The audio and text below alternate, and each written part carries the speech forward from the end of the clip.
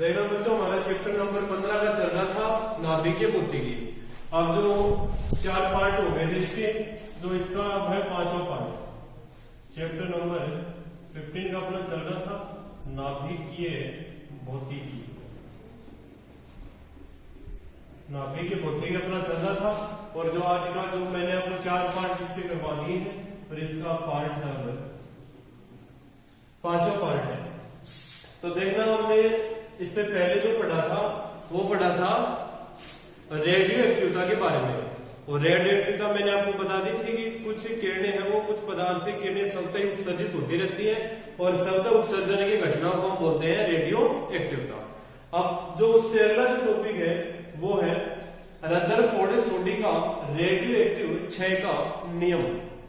तो आप हेडिंग डाल देना और नोट्स बनाने स्टार्ट कर देना। रदरफोर्ड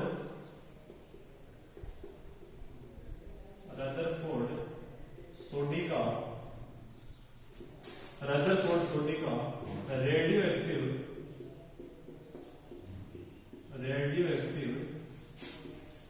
क्षय का नियम। रदरफोर्ड सोडी का रेडियो एक्टिव क्षय का नियम। देखा बच्चों, इंपॉर्टेंट टॉपिक है, एग्जाम में बहुत बार पूछा गया है। रदरफोर्ड सोडी का रेडियोएक्टिव क्षय का नियम, यानी कि जो रेडियोएक्टिव पदार्थ है उससे जो किरणें निकल रही थी, है ना, रेडियोएक्टिव पदार्थ तो था अपना इस प्रकार से रेडियोएक्टिव पदार्थ ये था। इससे जैसे जैसे किरणें निकलेंगी इसका कुछ क्षय तो होगा, ये थोड़ी कि रेडियोएक्टिव पदार्थ पूरा वैसा का वैसा बना रहेगा। तो इसका रेडियोएक्टिव पदार्थ क्षय कैसे हो रहा है, उसी के संबंध में रदरफोर्ड ने नियम दिया था, और एक सोडी, दो वैज्ञानिक थे रदरफोर्ड सोडी, दोनों ने मिलकर क्षय का नियम दिया था। तो इसने देखना क्या कहा था कि जो परमाणु के जो विघटन हो रहा है, परमाणु का उत्सर्जन हो रहा है, यानी कि परमाणु के विघटन की दर -d/dt। जहां पर पता है डी/dt क्या हो रहा है कि कमी आ रही है ना, जैसे रेडियोएक्टिव पदार्थ है, इसके रेडियोएक्टिव पदार्थ के जो परमाणु की में कमी आ रही है, ऊर्जा का उत्सर्जन हो रहा है, ऊर्जा में कमी आ रही है, उसको प्रदर्शित करता है -d। तो -d/dt वो समानुपाती किसको होता है, परमाणु की संख्या है। तो देखना अच्छे से शुरू करते हैं रदरफोर्ड सोडी का रेडियोएक्टिव क्षय का नियम। तो देखना, इस नियम के अनुसार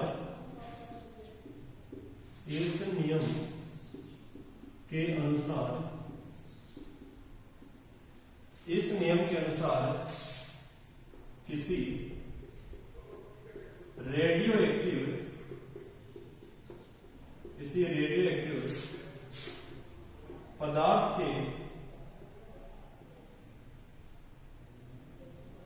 पदार्थ के इस नियम के अनुसार किसी रेडियोएक्टिव पदार्थ के परमाणु के विघटन की दर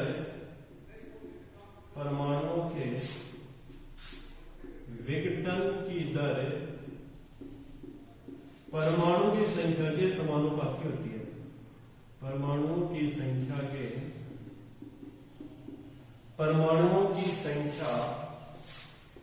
समानुपाती होती है।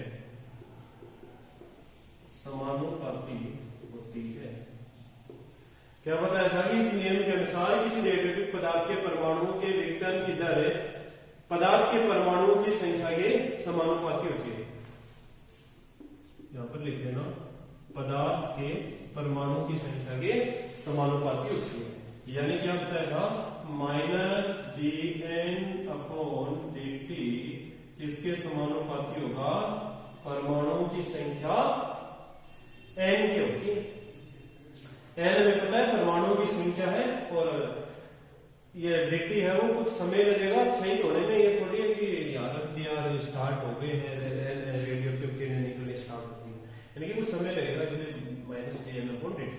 और जहां माइनस हमें पता है व्यक्ति की कमी को व्यक्त करता है, ठीक है, ऊर्जा का उत्सर्जन हो रहा है, ऊर्जा में कमी आ रही है, उसको ये व्यक्त करता है -dN/dt। अब देखना इससे आगे, यानी कि समानुपाती का मतलब ये है कि जैसे कि आज अगर मान लेते हैं, अगर आज 1 kg, एग्जाम्पल के लिए मान लेते हैं, अगर आज 1 kg परमाणु का विघटन हुआ है, तो कल भी कितना होगा, 1 kg परमाणु का विघटन होगा। ये एग्जाम्पल के लिए है, जैसे कि समानुपाती है तो एक बढ़ेगा और दूसरा भी है उसको भी बढ़ना चाहिए। अगर 1 kg परमाणु का विघटन आज हुआ है तो 90, मान लेते हैं कि कल भी 1 kg होगा, ठीक है। यानी कि minus D N upon D T समानुपाती है। अब देख लो minus D N upon D T, ये समानुपाती का हम चिन्ह हटाएंगे तो कोई नियतांक आ जाएगा लेमडा, जिसको हम बोलते हैं क्षय नियतांक, जिसको हम बोलते हैं क्षय नियतांक, जिसको हम बोलेंगे क्षय नियतांक। अब देखना आगे, अब माइनस डी एन अपॉन, अब जो ना एन को मैं यहां पर ले रहा हूं minus D N upon N, और जो डी टी है वो लेमडा के गुणा में चला जाएगा, लेमडा डी टी। अब देख लो माइनस, सॉरी, इसको हम ये लिख सकते हैं डी एन अपॉन एन बराबर minus lambda D T, D N upon N बराबर माइनस लेमडा डी टी। अब हम इसका करेंगे समाकलन, समाकलन करने पर, समाकलन करने पर तो देखो समाकलन हमें पता है 1 अपॉन एक्स डी एक्स का क्या होता है log x, log x, और नियतांक क्या जाता है कोई भी c। तो इसी प्रकार से 1 अपॉन एन डी एन, तो 1 अपॉन एन डी एन का क्या हो जाएगा log n, इसका समाकलन करेंगे इस प्रकार से डी एन अपॉन एन बराबर माइनस लेमडा डी टी। अब देखना ये है 1 upon N into D N, और 1 अपॉन एक्स डी एक्स का क्या होता है log x, तो इसका क्या हो जाएगा log n बराबर माइनस, देखना लेमडा कांस्टेंट है, लेमडा को हमने बाहर निकाल लिया और इनटू के अंदर क्या बच गया डी टी, तो log n minus lambda, D T का क्या होता है टी, और ये नियतांक लग गया है सी, ठीक है। अब हम मान लेते हैं कि माना टी बराबर है 0 समय पर नाभिकों की परमाणु की संख्या n0 है। अब यहां पर मान लेते हैं माना टी बराबर 0 समय पर परमाणु की संख्या, परमाणु की संख्या क्या है n0 है, यानी कि n बराबर क्या रखेंगे n0 और t बराबर क्या रखना है 0। इसको हम ले लेते हैं समीकरण नंबर 1। तो समीकरण 1 में ये मान रख दो, समीकरण 1 से तो देखना रखते हैं log है ना, n की जगह क्या रखना है n0 बराबर, ये t का मान 0 0 जाएगा और बराबर में कितना बचेगा c, इसको आप समीकरण में दे दो। तो अब देना c का मान आ गया log n0, तो log n0 c का मान है, आप समीकरण इस एक में रख दो, तो समीकरण एक में रखोगे तो क्या आएगा log n बराबर है माइनस लेमडा टी, और c की जगह ये रख देते हैं log n0, log n0।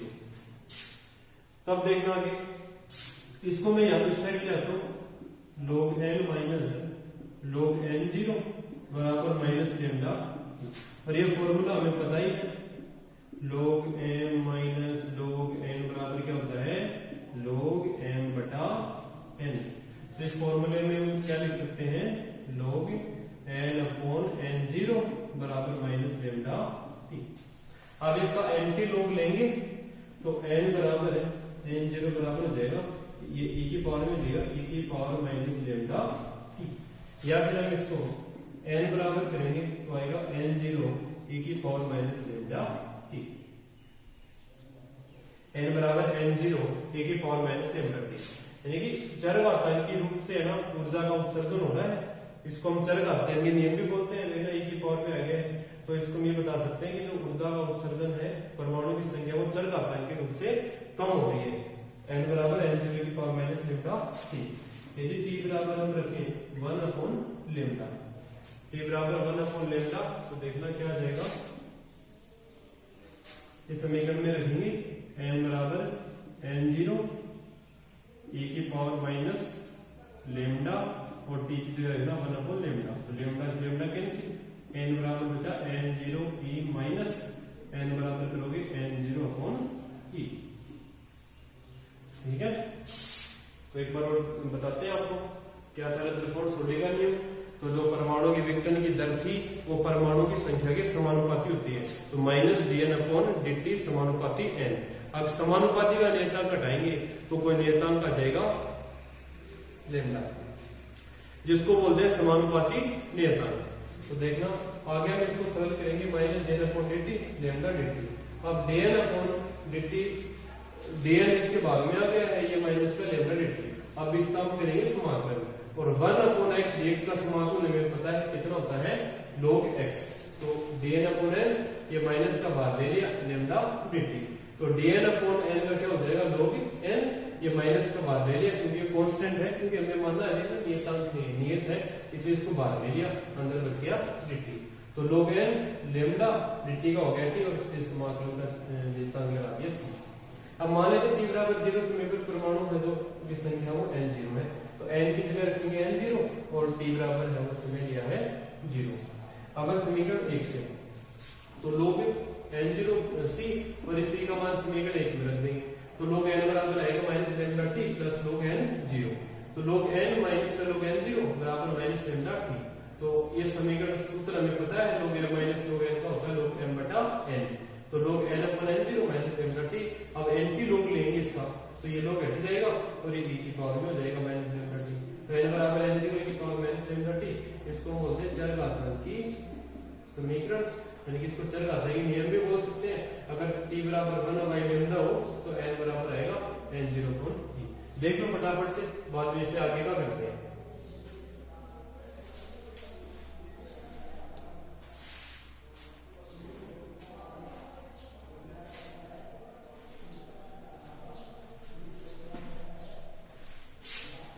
अब देखना इससे आगे का, ये रेडियोएक्टिव रदरफोर्ड सोडी का नियम है। अच्छा एक नियम है, इंपॉर्टेंट नियम है, अच्छे से आपको देख लेना है। कोई डाउट हो तो आपको पूछ लेना है, पढ़ना आपको पड़ेगा, लेकिन अच्छे से घर पे अच्छे से पढ़ा करो। कोई दिक्कत है तो पूछा करो, पूरी कोशिश करते हैं आपको अच्छे से समझ में आए।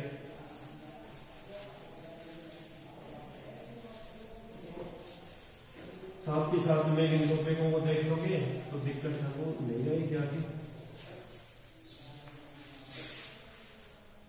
अब देखना है कि इनके बीच में ग्राफ हो रहे हैं, तो ग्राफ भी आप नोट कर लेना।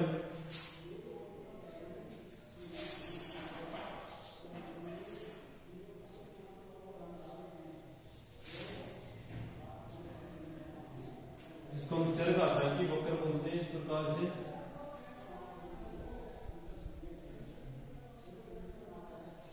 लैम्डा टी n बराबर है n0/e है, यहाँ पर है n बराबर है n0 की पावर माइनस लैम्डा टी, यहाँ पर है 0। तो क्षय वक्र बोलते हैं इसको, क्षय वक्र, इसको भी आपको नोट कर लेना है।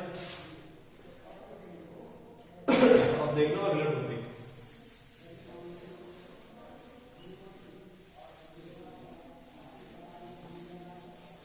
अगला टॉपिक आता है, परिभाषा आती है सक्रियता की। सक्रियता इसको हम लिखते हैं R से, सक्रियता। तो सक्रियता देखना क्या होती है, किसी रेडियोएक्टिव पदार्थ के एकांक समय में क्षय होने वाले नाभिकों की संख्या को हम बोलते हैं सक्रियता। और जो सक्रियता होती है ये हमेशा क्या होती है, पॉजिटिव ही आएगी। तो देखना इसकी हम परिभाषा लिख देते हैं, किसी रेडियोएक्टिव पदार्थ के, किसी रेडियोएक्टिव पदार्थ के एकांक समय में, किसी रेडियोएक्टिव पदार्थ के एकांक समय में क्षयित होने वाले नाभिकों की संख्या को सक्रियता कहते हैं। इस रेडियोएक्टिव पदार्थ के एकांक समय में क्षयित होने वाले नाभिकों की संख्या को क्या कहते हैं, सक्रियता कहते हैं। सक्रियता कहते हैं। इसका मान सदैव क्या होता है, धनात्मक होता है। इसका मान सदैव धनात्मक होता है। ठीक है, यानी कि जो r है वो सदैव क्या होगा, धनात्मक होगा। ये मोड ऑफ का चिन्ह है, जिसको धनात्मक सारी चीजें हैं वो धनात्मक मिलेंगी। अब देखो ये मान निकाल लिया हमने, dn अपॉन dt बराबर में पता है लेमडा n है, रेडियोएक्टिव क्षय का नियम रख देते हैं वहां पर। तो n बराबर लेमडा n, और n बराबर भी अभी हमने निकाला है n0 e की पावर माइनस लेमडा t। ये मान भी यहाँ पर रख दो, तो सक्रियता कितनी आ जाएगी, लेमडा तो पहले से है, n की जगह रख दो n0 e की पावर माइनस लेमडा t। तो n0 e की पावर माइनस लेमडा t। अब इसको एक नियतांक के बराबर मान लेते हैं r0 के, तो r बराबर आ जाएगा r0 e की पावर माइनस लेमडा t। ये सक्रियता का फॉर्मूला है, इंपॉर्टेंट फॉर्मूला है, तो इसमें करेंगे तो एक बात में इसको भी अच्छे से आपको नोट कर लेना है, अच्छे से देख लेना है। ठीक है, एकांक समय में क्षय होने वाले नाभिकों की संख्या को याद रखना सक्रियता बोलते हैं। समय देखना एक होना चाहिए एकांक समय में, एकांक समय में, और इसका मान सदैव होता है धनात्मक। और r बराबर आ गया dn अपॉन dt, और dn अपॉन dt हमें पता है रेडियोएक्टिव क्षय का नियम होता है dn upon dt lambda n। अब इसका मान यहाँ पर रख देते हैं, तो लेमडा n बराबर n0 की पावर माइनस लेमडा t, और r बराबर लेमडा n0 की पावर माइनस लेमडा t। जो r0 है वो एक नियतांक है जो लेमडा n0 के बराबर है, तो r बराबर आ गया r0 की पावर माइनस लेमडा t। अब जो सक्रियता है इसका मात्रक क्या होता है, इसको भी आपको अच्छे से याद रखना है। मात्रक को, सक्रियता का मात्रक होता है बेकुरल, बेकुरल इसका ऐसा ही मात्रक होता है।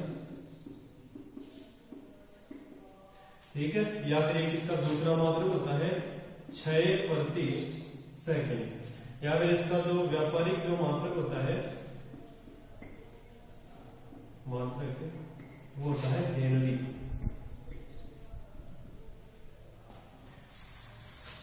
व्यापारिक मात्रक क्या होता है, वो होता है हेनरी। ठीक है, तो बेकुरल है, इसका ऐसा ही मात्रक हो गया 6 प्रति सेकंड, सॉरी क्यूरी होता है, व्यापारिक मात्रक को क्यूरी बोलते हैं। और जो 1 क्यूरी बराबर होता है 3.7 गुना 10 की पावर माइनस 10 से 6 प्रति सेकंड।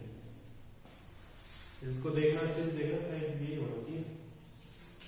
तो ये हमारी सक्रियता है और रेडियोएक्टिव क्षय का नियम हो गया है।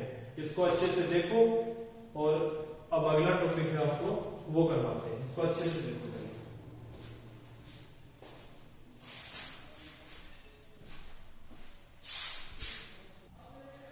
यानी कि यहाँ पर अपना हो गया सक्रियता, और जो ये आएगा वो प्लस में आएगा 3.7 10 की 1 क्यूरी बराबर होता है 1 क्यूरी बराबर 3.7 10 की पावर प्लस 10 6 प्रति सेकंड। अब देखना अगला जो टॉपिक है अपना वो क्या है, वो है अर्धआयुकाल। यानी कि रेडियोएक्टिव पदार्थ अगर आधा रह जाए, क्षय होकर आधा रह जाए, उसको बोलते हैं अर्धआयुकाल। तो अगला टॉपिक है अपना अर्धआयुकाल।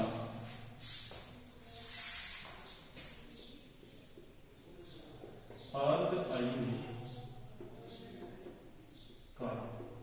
यानी कि कोई रेडियोएक्टिव पदार्थ है वो क्षयित होकर विघटित होकर अगर आधा शेष रह जाए तो उसको हम बोलेंगे अर्धआयुकाल।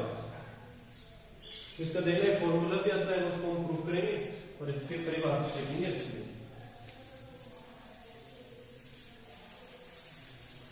हेडिंग डाल लेना आपको अर्धआयुकाल। इससे पहले देखना हमने सक्रियता कर ली थी, किसी रेडियोएक्टिव पदार्थ के एकांक समय में क्षय होने वाले नाभिकों की संख्या को हम बोलते हैं सक्रियता। अब तो इसका जो मात्रक है सक्रियता का वो बेकुरल होता है, या फिर क्यूरी, या फिर 6 प्रति सेकंड। अब अर्धआयुकाल, तो देखना अर्धआयुकाल है वो उसका हमें एक फॉर्मूला स्थापित करना है। हमें पता है रदरफोर्ड सोडी का नियम क्या होता है, n बराबर n0 e की power minus lambda t।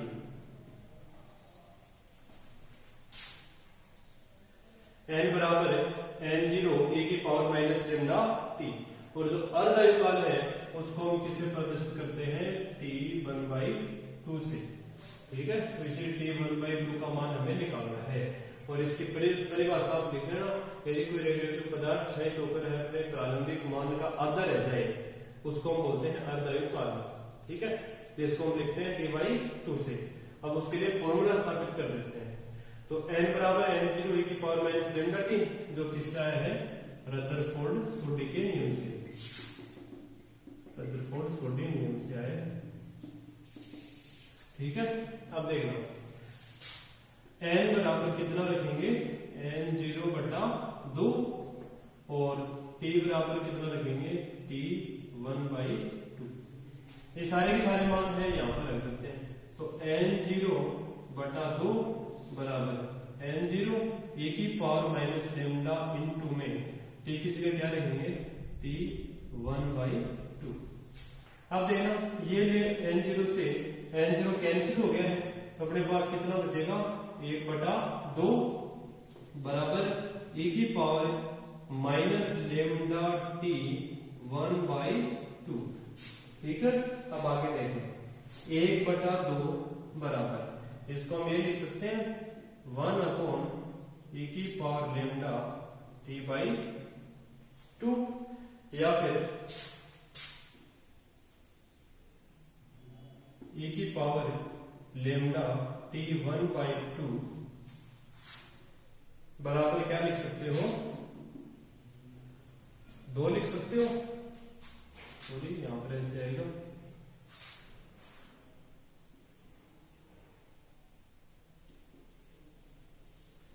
1/e की पावर लेमडा T1/2, e की पावर लेमडा T1/2। ठीक है, अब e की पावर में 2। अब देखना आगे, लेमडा टी 1/2 करोगे तो ये क्या हो जाएगा, log e की पावर 2। ठीक है, अब देखना t 1/2 करोगे तो log e की पावर 2 अपॉन में कितना, लेमडा।